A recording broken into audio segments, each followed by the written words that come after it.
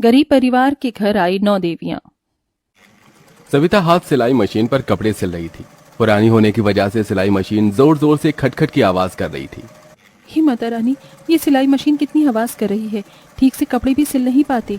अरे शाम हो गई, मुझे तो ज्योति बाती भी करनी है। जल्दी से झाड़ू लगा लेती हूँ, इससे पहले कि सूरज डूबे। सविता जल्दी से पूरी झोपड़ी में झाड़ू लगाकर तखत पर सजी हुई माँ दुर्गे की मूर्ति के पास ज्योति जलाती है। पूरा परिवार आरती में शामिल होता है।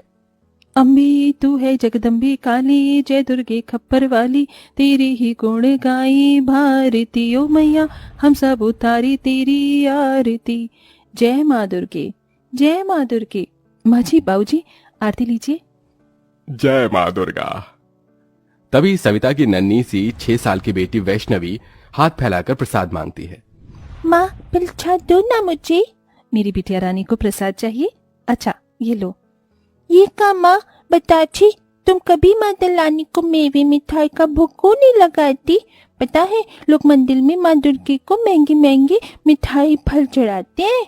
ये सुनकर बूढ़ी कुंती ने कहा, माता रानी ने जितनी हैसियत जिसे दी है वो मेवे मक्खन का भोग लगाएगा ही, लेकिन माँ दुर्गा हमारे परिवार को दुख ही दिए जा रही है। नहीं सासू माँ, माता रानी कभी अपने भक्तों को दुख और कष्ट नहीं देती। माँ दुर्गा तो दया की मूर्त है। लाख दुखों में भी गरीब दर्जी सविता की भक्ति माँ दुर्गा के प्रति एकदम सच्ची है।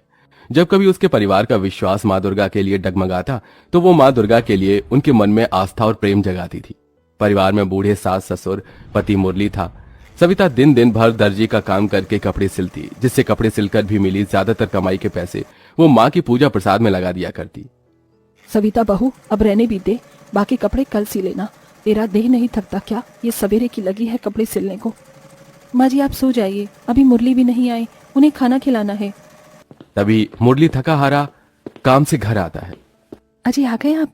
हाथ मुंह धो लीजिए, मैं खाना लगाती हूँ। ठीक है सविता। ये लो जी, सब्जी तो थी ही नहीं, चटनी पीसी है, रोटी बनाई है, खा लो। जो भी है बहुत है सविता, लाओ दो।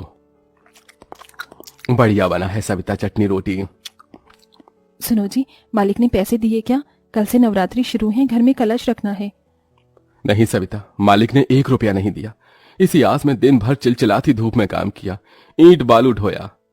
ये सुनकर सविता चिंता में आ जाती है। उस वक्त तो सविता अपने पति मुरली के सामने चिंता नहीं जताती, लेकिन सबके सो जाने के बाद माँ दुर्गा की मूर्ति के आगे आंसू बहाती है। हे दुर्गा मैया, ये गरीब दुखियारी दर्जी बहू किस तरह से कन्या पूजन करेगी और कैसे कलश बिठाएगी? क्या इस बार तो मेरे गरीब घर परिवार में नहीं आओगी? सविता किसी दूध छुड़ाए बच्चे की तरह बिलख बिलख कर सो जाती है। तभी सुबह के 6 बजे ही कोई उसका द्वार खटखटाता है। इतनी सुबह कौन होगा? सविता, ओ सविता, अरे दरवाजा खोलो। अरे ओ दर्जी सविता, दरवाजा खोलो। अरे मंदा जी, आप इतनी भोर को? हाँ, वो तुमने मेरे कपड़े सिले थे ना, तो उसके पैसे देने थे, वही देने आई हूँ, ये लो। जैसे ही मंदा गरीब दर्जी सविता के हाथों में पैसे रखती है तो उसकी आंखें डबडबा जाती हैं। बहुत बहुत धन्यवाद मंदा जी, धन्यवाद मैया, अब मैं इन पैसों से कलश बिठा पाऊंगी। सविता बाजार से मिट्टी के कलश, जौ, नारियल, चुनरी, फूल, प्रसाद लेती है। हे भगवान, सारे पैसे तो इन सब सामान में खर्च हो गए। मैया जी की नई मूर्ति और जोड़ी के लिए पैसे बचे ही नहीं। सविता व्यथित मन से सामान लेकर घर चली आई, जहां पूरा परिवार निर्जला नवरात्रि व्रत किए था। बहू सामान ले आई, चलो अब जल्दी से कलश स्थापना कर लेते हैं। मगर मूर्ति कहाँ है? माँ जी पैसे नहीं बचे। सविता अपने आंगन की मिट्टी से माँ दुर्गे की मूर्ति बनाती है, जिसके बाद पूरा परिवार कलश स्थापना करके 9 दिनों का नवरात्रि व्रत आरंभ करता है। पैरों का लाचार बूढ़ा जगमोहन बरसते आंसुओं की बौछार से विनती करता है, हे मैया, इस नवरात्रि के 9 दिन तक हमारे परिवार पर दया कृपा करना माँ। मैया जी, इस नवरात्रि में मेरे परिवार की गरीबी दुख दरिद्रता दूर करना। हे माता रानी, इन नवरात्रि के 9 दिन मुझे अपने 9 रूपों के दर्शन दिखाना माँ, यही इस गरीब भक्त की इच्छा है। जहां पूरा परिवार सुख समृद्धि की कामना करता है तो वहीं गरीब दर्जी सविता 9 देवी के दर्शन की इच्छा मांगती है, और इसके बाद ही वो भूखे प्यासे कपड़े सिलने में लग जाती है। देखते देखते शाम ढल जाती है और व्रत तोड़ने का समय हो जाता है। माँ, शाम हो गई, आप जल्दी से हमारे लिए कुछ बना दो ना। कब तक कपड़ी अच्छी होगी? तुम्हें भूख नहीं लगी का? बस बना रही हूँ बिटिया। कपड़े सिलना छोड़कर सविता सिलाई मशीन से उठकर रसोई में आती है और राशन के खाली पड़े डिब्बे को देखकर दुख में आ जाती है। हे माता रानी, घर में तो जरा सा भी कुछ नहीं है। मेरा तो नवरात्रि व्रत जैसे तैसे कट जाएगा, लेकिन माँ जी बाबूजी बूढ़े हो चले हैं, उन्हें खाने के लिए कुछ तो देना ही चाहिए। जरा सा आटा पड़ा है, इसी का हलवा बना देती हूँ। सविता जल्दी से थोड़े आटे से ही हलवा बनाकर भोग लगाने के बाद अपने सास ससुर बेटी और पति को परोस देती है। ये लीजिए माँ जी बाबूजी, ज्यादा कुछ बनने को था ही नहीं, हलवा बनाया है, खा लीजिए। अरे सविता, तुम भी तो खा लो।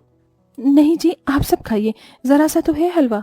लेकिन गरीब ससुराल वाले दिलदारी दिखाकर अपने अपने हलवे में से थोड़ा थोड़ा बचाकर गरीब दर्जी बहू को भी दे देते हैं। जैसी निवाला सविता खाने वाली होती है, तभी द्वार पर 5-6 साल की 2 छोटी बच्ची खाना मांगती आ जाती हैं। कोई है घर में? माता रानी के नाम से हमें कुछ खाने को दे दो, कुछ खिला दो मैया। अरे जरा देखो तो इन बच्चियों का चेहरा भूख से कैसे मुरझा गया है। ये कहकर सविता अपने हिस्से का हलवा उन्हें दे देती है। दोनों बच्ची हलवा खाकर चली जाती हैं और सविता भूखे प्यासे ही माता के भजन करती हुई कपड़े सिलने लगती है। हे नाम रे सबसे बड़ा तेरा नाम, ओ शेरों वाली ऊंचे महलों वाली, बिगड़ी बना दे मेरी आज रात रे। हे बस माता रानी, मेरे परिवार पर दया रखना। मैं खाऊं चाहे ना खाऊं, मेरा परिवार इस नवरात्रि में भूखे ना रहने पाए। हम पूरी श्रद्धा भक्ति से आपकी नवरात्रि कर पाएं। इसी तरह से दिन गुजरते हैं और हर दिन उस गरीब दर्जी बहू के दरवाजे पर कोई ना कोई छोटी बच्ची आकर खाना मांगती।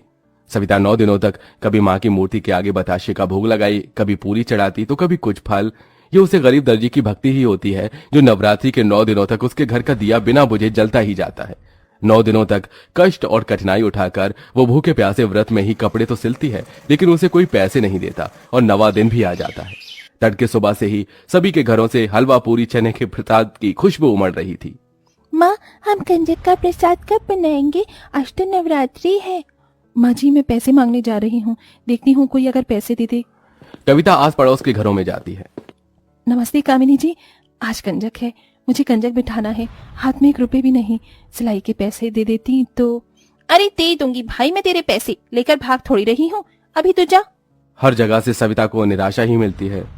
वो टूटा दिल लिए घर आती है, जहाँ ढेर सारा घी, आटा, सूजी, चीनी, मावा सब था और जगमोहन और कुंती कंजक का प्रसाद बना रहे थे। माँ जी, ये सब सामान कौन लाया? अरे बहू, तुमने ही तो ये सारा सामान भिजवाया है। 9 लड़कियों से थाली भी तैयार है। इतने में 9 छोटी बच्ची कंजक खाने अंदर आती हैं। उनके चेहरे पर एक अलग ही चमक थी, जैसे साक्षात 9 देवियां उस गरीब परिवार में आई हों। जगमोहन फटाफट से फटी चिटी चटाई बिछाता है और कुंती उनके पांव धोती है, तभी उनके पैरों से फूल झड़ने लगते हैं। ये माता रानी क्या चमत्कार है, कन्याओं के पांव से फूल झड़ रहे हैं। कुंती सोचने लगती है, तभी एक कन्या ने कहा, मैया जल्दी से हमें प्रसाद खिला दो, हम भूखी हैं। हाँ, बहुत भूख लगी है। बस लाई बच्चियों। सविता 9 कन्याओं को प्रसाद परोसती है। वो सब खाना शुरू करती हैं। प्रसाद बहुत ही स्वादिष्ट बनाया है, थोड़ा हलवा और दोगी? हाँ, मुझे भी चने चाहिए और मुझे खीर चाहिए। हाँ, देती हूँ। कंजक खाने के बाद एकदम से देखते देखते 9 कन्या 9 देवियों का रूप ले लेती हैं। लाल जोड़ा, लाल बिंदी, लाल चुनरी में वो माँ दुर्गे सी दिख रही थी। हे माँ दुर्गा, 9 देवियों के दर्शन पाकर मैं धन्य हुई। मेरा नवरात्रि व्रत सफल हुआ। माँ सविता, तुम्हारे मन में मेरे प्रति सच्ची भक्ति है। अब तक मैं तुम्हारी परीक्षा ले रही थी, पर अब से तुम मेरी परम भक्त हो और मैं तुम्हारे सारे दुख दूर करने आई हूँ। ये कहते हुए दुर्गा माता के हाथों से ढेर सारे सोने, हीरे, जवाहरात बरसने लगते हैं और उस गरीब परिवार का घर रत्नों से भर जाता है, जिसके साथ 9 देवियां गायब हो जाती हैं। इस तरह माँ दुर्गा अपने दर्शन से एक गरीब परिवार के जीवन को खुशियों से भरकर जाती हैं। सौतेली माँ से प्यारी चाची, ओहो हो, ये देसी घी के लड्डू तो खाने में बड़े स्वाद हैं और ये कचौड़ी समोसे भी एकदम खस्ता बनी है। वाह वाह वाह वाह। कुंती एसी की ठंडक में बैठी नवीन, फूली और रानी को ललचाते हुए दिखा दिखाकर लड्डू पेड़े खा रही थी। वहीं वो तीनों तपती धूप में आंगन में काम कर रही थी। अरे ओ रानी, फूली, ये फुहार पना मत दिखाओ, जल्दी जल्दी हाथ चलाओ। अरे ओ फूली, एकदम साफ से आंगन बाहर, और तू रानी जल्दी जल्दी उपले बात। जी रानी दीदी, मुझे भी लड्डू खाना है। नवीन ने हाथ बढ़ाकर लड्डू मांगा। माँ, एक लड्डू मुझे भी दो ना। ले ले ले, मेरे लाडे सर को लड्डू खाना है। ये कहते हुए बेरहम दिल कुंती उसका कान उमेड़ देती है। माँ बचाओ। बुला ले अपनी मरी माँ को, मगर वो नहीं आने की। बड़ा आया लड्डू खाने, चल भाग। कुंती ने उस बेचारे को न सिर्फ धुतकारा बल्कि उसे जोर से धक्का दिया, जिससे नवीन का सिर गाय के खूंटे से जा लगा और वो लहूलुहान हो गया। दीदी, नवीन के सर से तो खून बह रहा है। इतने में वहां मनसा आ गई। उसे देखकर तीनों बच्चे उसके गले लग गई। मनसा मासी। कुंती ने मनसा को पहली बार देखा था। इतने में उमेश खेत से लौट आया। कुंती तीनों बच्चों को छोड़ अंदर चली गई। रोते मन से मनसा ने कहा, उमेशी, क्या है ये सब? मेरी सहेली गंगा कहाँ है? जवाब दीजिए मुझे। उमेश मनसा को बीती बातें बताने लगा। देख गंगा, इस बार मुझे बेटा ही चाहिए। पहले ही इन दोनों मनहूसों को मेरी छाती पर मर दिया है। अगर इस बार भी बेटी पैदा हुई तो उसे खौलते दूध में डाल दूंगा। गंगा की शादी कुछ साल पहले ब्रिज से हुई थी, जिससे उसे 2 बेटियां फूली और रानी थी। दोनों बच्चे जल्दी होने की वजह से गंगा का शरीर एकदम कमजोर हो गया था, मगर ब्रिज की जिद से वो तीसरी बार गर्भवती है। वो दिन रात भगवान के आगे यही विनती करती कि उसे बेटी ना हो, और उसने तीसरी बार एक बेटे को जन्म दिया। रानी, फूली, तुम दोनों को अपने भाई का ध्यान रखना है। ये कहकर गंगा ने अपने जन्मे बेटे को गोद में उठाकर कहा, मेरे लाल, मुझे माफ कर देना। मैं तुझे अपना दूध भी नहीं पिला सकती। मेरी उम्र तुझे लग जाए। जियो मेरे लाल। और खुद मरते हुए भी वो माँ अपने बच्चे को जीने की दुआएं दे गई। इधर गंगा की चिता की आग ठंडी भी न हुई और ब्रिज ने कुंती से दूसरी शादी कर ली और तीनों बच्चों के लिए सौतेली माँ ले आया। घर में कदम रखने के साथ ही कुंती ने उन पर अत्याचार ढाना शुरू कर दिया। कुंती उठकर आई और रोते बच्चे को देख दांत पीसते हुए कहा, अरे ओ नास पीते, बंद करिए भैं भैं भैं, वरना चुटकी भर नमक चटा दिया ना तो तेरा भी खेल खत्म। माँ, इसे भूख लगी है, थोड़ा दूध दे दो। क्यों, ये राजा का बेटा है क्या जो दूध पिएगा? पानी चटा दे। दीदी, पिताजी, ये कैसी माँ लेकर आए हैं? ये बहुत बुरी है। ये सुन के कुंती ने बौखलाकर बेचारी फूली को बहुत पीटा। ये ले और मार खा, ये ले। दीदी, बचाओ मुझे। रानी अपने भाई को गोद में लिए अपनी सौतेली माँ के पैरों में गिर गई। माँ, छोड़ दो मेरी बहन को, उससे गलती हो गई। निकल गई हेगड़ी। कान खोलकर सुनो, कल से तुम दोनों इस घर का सारा काम करोगी, लिपाई पुताई से लेके खाना बनाने तक। अब तो कुंती खुद पैर पसारे बैठी रहती और उन बेचारे बच्चों से गधों की तरह काम करवाती, तब जाके उन्हें एक रोटी देती। उन्हें न भरपेट खाना मिलता, न कपड़े, न माँ की ममता। उन बेचारे बच्चों का जीवन उनकी सौतेली माँ के चलते किसी नर्क से कम नहीं था। 4-5 साल बीत गए, न नवीन को भरपूर खाना मिला, न समय से टीकाकरण हुआ, जिससे उसके पांव अब पोलियो से ग्रसित हैं। मगर अभी सौतेली माँ का अत्याचार फूली, नवीन और रानी सह रहे हैं। सौतेली माँ कुंती के किए गए अत्याचारों को जानकर मनसा का मन चीख चीख कर रो पड़ा। मनसा, कई बार सोचा कि मैं शादी कर लूं ताकि गंगा भाभी के बच्चों को माँ की ममता दे सकूं, मगर कहीं वो भी कुंती भाभी जैसी ना हो। तभी मनसा ने तीनों के चेहरों की ओर देखकर कहा, मैं दूंगी इन्हें माँ का प्यार, इनकी चाची बनकर। उमेश जी, क्या आप मुझसे शादी करेंगे? और फिर मनसा उमेश से शादी करके उन बेसहारा बच्चों के लिए चाची बनकर घर में आई, जहां तीनों ने उसकी आरती उतारी। आओ चाची माँ, हम आपका स्वागत करते हैं। तभी कुंती ने तीनों को धमकाया, अरे ओ मेरी नक्कारी औलादो, उतरवाऊं मैं आरती? चलो अंदर आओ। अपनी सौतेली माँ के खौफ से तीनों डरे सहमे से चले गए। तभी कुंती ने मनसा को गुस्से से घूरा। अगले दिन तड़के सुबह कुंती ने तीनों को लात से झकझोरते उठाना चाहा। अरे ओ मेरी नास पीटो, नकली औलादो, उठो और काम पर लगो। बच्चों को काम करने की कोई जरूरत नहीं दीदी, अब इनकी चाची आ गई है। तू है कौन? हाँ, और तुम तीनों चाची के पल्लू में क्या छुप गई? निकलो बाहर, वरना गाल लाल कर दूंगी। तीनों बच्चे मनसा का आंचल कसकर थाम लेते हैं। चाची, हमें बचा लो चाची, वरना सौतेली माँ मारेगी हमें। तभी माँ होने की धौंस झाड़कर कुंती ने कहा, क्यों रियास्तीन के सांप, तेरी चाची क्या कोई तोप है जो तुम तीनों को मुझसे बचा लेगी? चलते हो या दूं एक रखकर? तभी जैसे ही कुंती ने हाथ उठाया, मनसा ने उसका हाथ रोककर कहा, खबरदार, जो ने हाथ भी लगाया तो मुझसे बुरा कोई नहीं होगा। मनसा के इस कहे पर कुंती बौखला गई। तो होती कौन है इन पर हक जताने वाली? मैं उनकी माँ हूँ, इन्हें मार सकती हूँ? सिर्फ हक जताने से और दावे करने से कोई माँ नहीं बन जाता। अगर 9 महीने इन्हें पेट में रखा होता और जन्म देने की पीड़ा सही होती तो सौतेलेपन न करती। मुझे लगा था तुम्हारे अंदर प्यार से इन बच्चों के लिए ममता जगा दूंगी, मगर शायद तुम्हें प्यार की भाषा नहीं समझ आती। चलो जाओ यहाँ से। कुंती पैर पटकते हुए चली गई। तभी मनसा ने मुस्कुराकर कहा, तो जल्दी से बताओ मेरे प्यारे बच्चे क्या खाएंगे? चाची, हमें खीर पूरी खाना है। माँ जब थी तो अक्सर मेरे दीदी के लिए खीर पूरी बनाती थी। थोड़ी देर में मनसा ने तीनों के लिए खीर पूरी तैयार कर दी और तीनों को परोसा। गर्मा गर्म खीर पूरी, ये लो बच्चों, तुम खा क्यों नहीं रहे हो? तभी रोते हुए मनसा को देखकर रानी ने कहा, चाची, न जाने क्यों आप में माँ दिखती है। यह सुनकर मनसा का दिल भर आया। उसने रानी के सिर पर ममता भरा हाथ रख के कहा, मैं तुम्हारी माँ ही तो हूँ, चलो अब माँ के हाथ से खाओ। बस चाची, अब पेट भर गया। तीनों को खुश देखकर उमेश ने कहा, मनसा, तुम्हारे आ जाने से इन बच्चों का बचपन फिर से लौट आया है। शुक्रिया तुम्हारा। उमेश जी, क्या ये बच्चे मेरे नहीं? मुझे इनसे मेरी सहेली गंगा की परछाई दिखती है। ये तीनों मेरे लिए अनमोल हैं।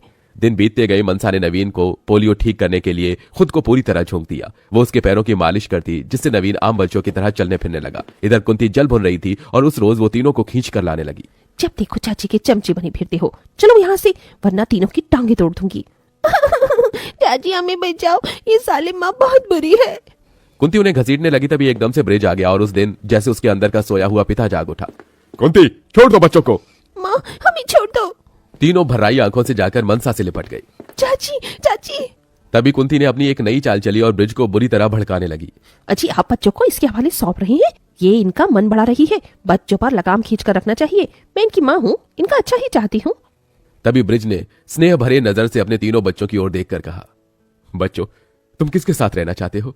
तीनों की आंखों से टप टप आंसू चूए जा रहे थे। उन्होंने एकदम मनसा को देखकर कहा, हमें चाची के साथ रहना है। चाची सौतेली माँ से अच्छी है। ठीक है मनसा, मेरे बच्चे आज से तुम्हारे हैं। मनसा आंसुओं से भरकर तीनों का माथा चूमकर बोली, मेरे बच्चे, अब तुम तीनों को तुम्हारी चाची से कोई अलग नहीं करेगा। अजी मैं भी तो उनकी माँ हूँ, सौतेली ही सही, ये तो चाची है। जेठानी जी, माँ शब्द का मतलब ही जानती हो आप? जो खुद भूखा रहकर अपनी औलाद को खिलाए वो माँ होती है। जो रात भर जाकर अपनी औलाद पालती है वो माँ होती है। जो खुद अपनी धूप में पैरों में छाले पड़ने के बाद भी अपने बच्चों के लिए मेहनत से पीछे ना हटे वो माँ होती है। मगर आपने सौतेली माँ की सारी हद पार कर दी। इन मासूम बच्चों को भूखा रखा, इन्हें मारा पीटा, अत्याचार किया। माँ शब्द आपके मुंह से भी गाली जैसा लगता है। शायद इसीलिए आज तक भी आपकी गोद भगवान ने भरी नहीं। मनसा के दिए जवाब ने कुंती को सच का आईना दिखा दिया। मुझे माफ कर दो बच्चों, मैं सचमुच माँ कहलाने की काबिल नहीं हूँ, मगर आज माँ का अर्थ तो जान पाई हूँ। तीनों ने कुंती को माफ तो कर दिया, मगर उनके दिल में मनसा की जगह कुंती कभी नहीं ले सकी।